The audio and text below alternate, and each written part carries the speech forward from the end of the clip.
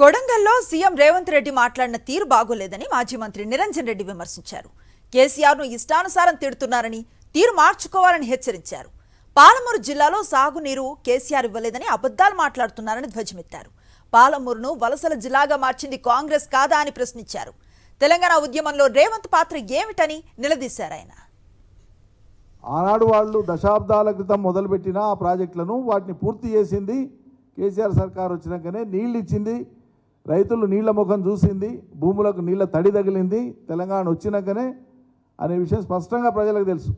తెలవడమే కాదు, 9 ఏళ్ళు 18 పంటలు పండించిన రైతులు సంవత్సరానికి 2 పంటలు అద్భుతంగా బాగుపడ్డారు. ఈ టైంలో మహానుభావులు పాదం మోపినారు, బంద్ అన్ని బంద్ కట్కేసినట్లే. నీళ్లు గతి లేవు, కరెంటు గతి లేదు, రైతు బంధు గతి లేదు, చెప్పినటువంటి ఇందింత పొడుగు పొంకనాలు కొట్టిన ఏవి గతి లేవు. ఇప్పుడు అధికారం వచ్చింది, ఇట్స్ ఏ రియాలిటీ.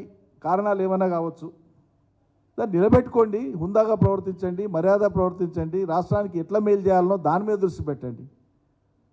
అంటే ఏం లేకి మాట్లాడి నాకు అర్థం కాదు. స్థాయి ఉండే మాట్లాడినా అవి. కేసీఆర్ ఎక్కడి నుంచో వలస వచ్చిండు పాలు, ఏం మాట్లాడతావు? మర్యాద ఉండి మాట్లాడతావు మాటలు అవి? ఒక స్థాయి వచ్చినటువంటి నాయకులు మాట్లాడే మాట నాది? నువ్వు ఆడ నుంచి వచ్చి కొడంగల్లో ఎన్నికైనావు, ఏడు నుంచి వచ్చి కొడంగల్లో రిజెక్ట్ అయితే మళ్ళీ మల్కాజిగిరికి ఏడు నుంచి వచ్చినావు. చట్టబద్ధమైనటువంటి అవకాశం కదా, ఓ రాష్ట్ర పౌరుడు రాష్ట్రంలో ఏడని నిలబడవచ్చు. అటువంటిది కేంద్ర మంత్రి స్థాయి దాకా ఎదిగినటువంటి ఒక నాయకుడిని పట్టుకొని నువ్వు కరీంనగర్కి వెళ్ళి పాలమూరు ఈ చౌకబారు మాటలు మాట్లాడానుక ముఖ్యమంత్రి అయింది.